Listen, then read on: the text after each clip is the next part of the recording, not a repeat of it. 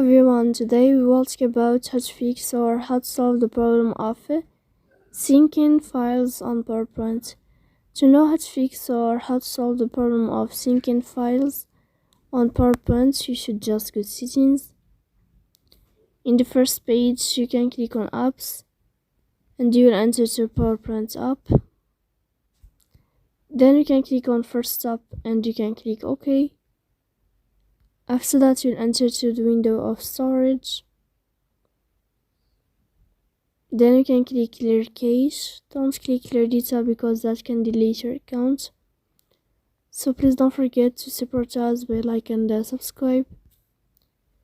See you next time in another video, and thank you for your attention and your watching.